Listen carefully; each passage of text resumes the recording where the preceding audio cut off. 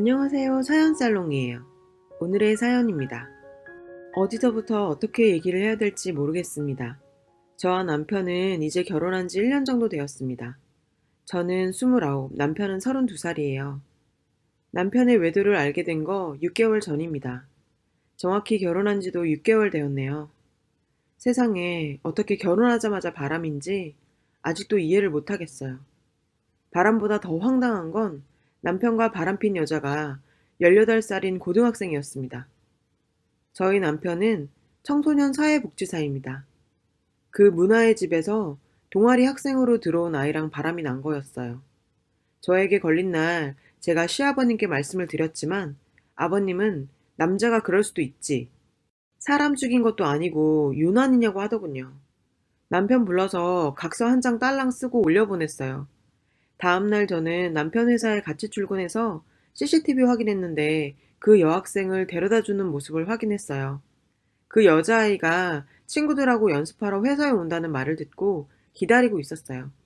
그 아이가 오자마자 저는 가서 좋게 얘기했습니다. 남편과 만나거나 연락하면 학교와 부모에게 바로 전화를 하겠다고요. 그 후로 저는 정신적인 충격으로 발작을 하고 남편을 때리고 자해까지 하게 되었어요. 그러면서 회사도 그만두고 정신과 상담을 받았고 남편도 같이 부부 상담으로 진행해서 좋아지길 바라면서 노력을 했어요. 상담 선생님은 치료하면 좋아질 거라고 하셔서 3개월 동안 치료를 받았습니다. 불면증이 심해서 약을 먹기 시작했고요. 하지만 그 와중에 시아버님은 제가 남편 간수를 잘못했다고 자기 아들이 잘나서 그런 거라고 하더군요. 아들이 사람 죽인 것도 아닌데 왜 정신병원 다니냐고 이해를 못하겠다고 하셨어요.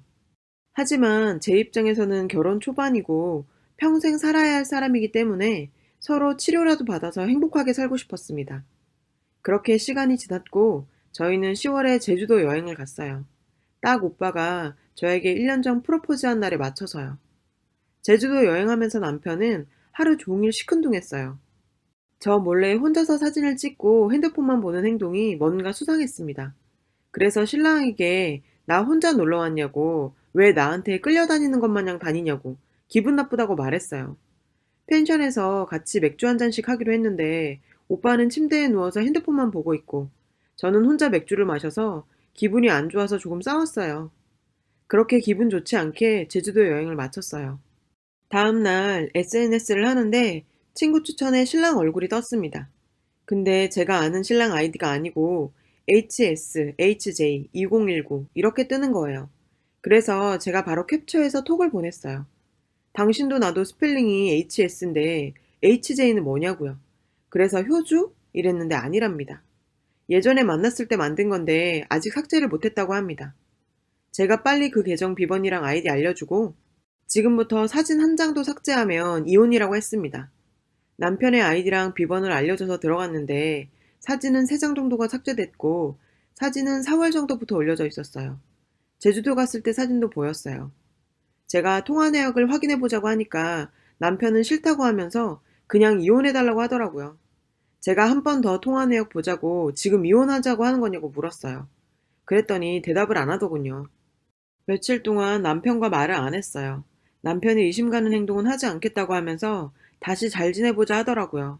그래도 여자 트라우마가 생긴지라 쉽게 마음이 풀어지지 않았죠. 하지만 역시나 남편은 수상한 행동들이 계속됐어요.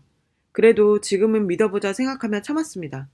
그러다 갑자기 신랑은 돈 때문에 힘들다며 짜증을 내면서 아내인 제가 돈을 많이 못 벌어서 그렇다고 하네요. 모든 게 싫고 힘들다고 이혼하자 하더라고요. 그래서 제가 그런 마음으로 이혼하면 이 세상 부부들은 다 이혼하냐고, 돈은 있다가도 없는 거고 없다가도 있는 거 아니냐고 했어요. 신랑은 그냥 요즘 회사 일로 스트레스 받고 다 짜증나는데 특별히 뭐가 짜증나는지는 모르겠다고 하더군요. 그렇게 새해가 왔어요. 오랜만에 외식으로 하고 돌아왔어요. 남편이 먼저 잠들었는데 갑자기 뭔가 이상한 느낌이 들어 남편 핸드폰을 뒤지기 시작했습니다.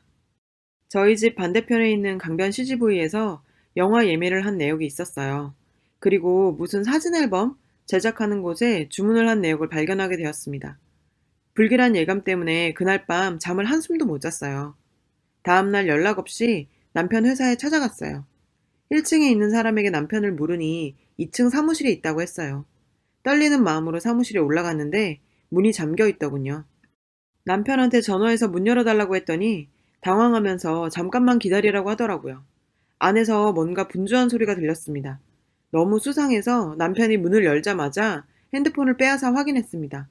원래 제 사진이 배경화면이었는데 다른 사진으로 바꿔놨네요. 손을 살펴보니 결혼 반지까지 뺀 상태였습니다. 제가 왜 반지가 없냐고 했더니 새벽에 자기 핸드폰 보지 않았냐며 기분 나빠서 그랬다고 하네요. 너무 황당해서 할 말을 잃었어요. 그러다 정신이 번쩍 들어서 남편의 핸드폰을 뒤지기 시작했어요. 사진 앨범을 보는데 최근 삭제 내역이 있더라고요. 설마 하면서 사진 복구를 눌렀어요. 거기에 여자 손을 잡고 찍은 사진이 있더군요. 이게 누구냐고 물어봤더니 술집 여자라고 우연히 한번 만났던 거라고 말하는 겁니다. 술집 여자. 술집 여자라면 오히려 화가 덜 날 수도 있을 것 같았어요. 직감적으로 핸드폰 홈 버튼을 눌렀더니 실행 중인 프로그램 중에 라인이 있었습니다. 지금까지 저 몰래 라인으로 대화하고 있었네요. 그때까진 전 남편이 정말 남편 상대가 술집 여잔 줄 알았습니다. 당신이 이러고도 사람이냐고 막 소리를 질렀어요. 그랬더니 남편은 적반하장으로 또 이혼하자고 하더라고요. 저는 이혼 못하겠다 했더니 그럼 각자 살자고 합니다. 결혼 생활은 자기랑 맞지 않는 것 같고 본인은 자유로운 걸 원한다고. 참. 핸드폰을 뺏어서 증거로 냅두려고 했는데 남편은 저를 질질 끌고 목을 누르면서 핸드폰을 뺏어갔어요. 그 후 저는 상실감과 배신감이 너무 커져서 안 좋은 생각으로 약을 먹었어요. 기억은 없지만 친한 동생이 저와 연락이 안 되자 혹시나 하는 마음에 119를 불렀다고 하더군요. 정말 죽고 싶었는데 깨어나니 너무 허무했습니다. 이렇게 살아난 것도 다 이유가 있을 거란 생각에 이를 악물고 남편 7개월간의 통화 내역을 출력했고 전화를 제일 많이 했던 사람들을 저장했어요. 역시 제 생각이 맞았어요. 6개월 전 그 18살 여고생이 카톡에 떴어요. 미성년자를, 그것도 유부남이 그럴 수 있을까? 하는 생각에 온몸이 떨렸어요. 남편한테 전화해서 물어봤더니 그 여잔 술집 아가씨고 나이도 30살이라고 남편은 끝까지 거짓말을 하더군요. 저는 그 여학생에게 조심스럽게 전화를 걸어 만날 약속을 잡았습니다. 만나서 바로 그 아이가 하는 말을 녹음했어요. 남편한테 전화를 해서 평소와 같은 말투로 이야기하라고 했어요. 통화를 하면서 그 여학생은 남편한테 저를 만났는데 어떻게 이야기하냐고 했더니 너는 그냥 나한테 받은 선물도 없고 우리는 그냥 손만 잡은 거야. 알겠지? 그리고 나중에 내가 메일로 연락할게. 이러더라고요. 정말 어이가 없더군요. 남편이 바람핀 걸 처음 걸렸을 때 핸드폰 번호도 바꾸고 다 했는데 연락이 된 이유가 메일이었네요. 이 여고생은 남편이 먼저 자기한테 메일을 보내서 그때부터 만나게 되었다고요. 그리고 바람핀 걸 알았을 땐 정확히 2주 후에 다시 연락을 하게 됐다고 말하더군요. 제가 남편과 정신과 상담을 받고 있을 때도 남편은 여고생을 만나고 있었더라고요. 제가 그렇게 힘들었을 때 남편은 죄책감도 없이 그 학생을 만났습니다. 화가 나서 그 여자의 어머니한테 전화해서 이 상황에 대해서 말을 했어요. 그러고 통화를 끝내고 여자아이의 핸드폰을 제가 가지고 왔어요. 이틀 후에 그 여고생 어머니를 만나 핸드폰 돌려주면서 이야기를 했어요. 어머님은 여기서 그냥 상황 마무리하고 싶다고 하셨어요. 그 아이의 아빠가 알게 되면 정말 큰일 난다고 하더라고요. 저는 그 아이의 인생을 망칠 생각은 한 번도 안 했어요. 하지만 제 인생은요. 아직 20대인 제 인생. 저는 그래도 남편을 많이 사랑했는데 이렇게 배신을 당하고 나니 살고 싶지가 않았어요. 다른 사람과 통화하는 거 그 아이가 녹음을 해서 저에게 보내줬는데 1시간이 넘는 음성 파일이었어요. 그 내용을 듣는데 제 자신이 너무 비참해졌어요. 제게 미안한 건 1%도 없었고 오직 그 아이가 학교 생활 잘 마칠 수 있도록 그 아이 아빠에게 알리지 않고 넘어가는 방법에 대해 계속 이야기하는 거예요. 그 아이는 이 상황에서 잘 빠지게 하고 싶다고 계속 강조하면서요. 하지만 이 상황을 만든 건 두 사람인데 왜 그 아이를 빼야 되는 걸까요? 저는 신랑한테 지금까지 미안하다고 듣지도 못했습니다. 저는 정말 진심의 사과를 원했지만 남편은 끝까지 거짓말을 하더라고요. 그 아이가 남편이 가져온 선물이며 편지들을 보여주더군요. 내용도 저와 처음 만났을 때 쓴 거랑 비슷했어요. 그 아이에게 준 선물 중에서 저랑 커플 신발 한 걸 그 아이에게도 사줬더라고요. 립스틱하고 핸드크림도 제게 준 것과 똑같은 거였어요. 참 어이가 없네요. 편지 원본은 숨겨놨지만 복사본을 보여주면서 마지막으로 설명하라고 했어요. 하지만 그때도 그냥 가지고 논 거라 하면서 끝까지 거짓말을 합니다. 남편의 핸드폰, 차키, 카드 다 뺏었고 남편의 옷 대부분도 다 버렸습니다. 그 신발과 함께요. 저는 지금 정말 살 수가 없는 하루하루입니다. 이 글을 쓰고 내일 제가 이 세상에 있을지 없을지도 모르겠습니다. 저는 남편을 많이 사랑했나 봐요. 그래서 지금 상상할 수 없을 정도의 상처를 받았고 그냥 남편이 인생에서 밑바닥까지 내려갔으면 좋겠습니다. 시아버님 어이없는 이야기도 추가적으로 적어줘야 되는데 너무 긴 관계로 생략할게요. 남편은 지금 본인이 어떻게든 최대한 불쌍하게 보이려고 하는 사람입니다. 왜 가해자가 지금 피해자인 척 코스프레를 하고 있는지 도무지 이해가 되질 않아요. 이 사연의 후기입니다. 언제 다시 글을 적어야 할지 생각을 하다가 지금에서야 글을 올립니다. 이렇게 글을 올리고 나서 많은 사람들한테 연락이 왔고 제가 지금까지 몰랐던 그 사람의 모습들을 더 많이 알게 되었습니다. 제가 남편과 결혼하기 전 연애하고 있을 때 남편에게 전에 만났던 사람과 왜 헤어졌는지 알고 싶다고 물었어요. 과거가 있어야 현재가 있는 법이라고 생각하고 살았거든요. 물론 저도 전에 사귀던 사람이랑 어떻게 헤어지게 되었는지 솔직히 말을 했습니다. 근데 남편은 전에 만났던 사람은 진짜 아니었다고 욕을 했고 아주 이상한 사람이라고 저에게 안 좋게 이야기했습니다. 여자의 촉일까요? 좀 깨름직하더군요. 그래서 전에 만났던 여자가 누군지 이름도 알아내고 궁금해서 찾아보기도 했지만 흔적이 없더라고요. 만약 결혼 전에 그 여자분을 알게 되었다면 결혼할 일이 없었겠죠. 저는 원래 비혼주의자였어요. 지인들도 다 알고 있었어요. 물론 남편도요. 남편이 갑자기 결혼을 하자며 평생 행복하게 해주겠다고 몇 달을 쫓아다녔어요.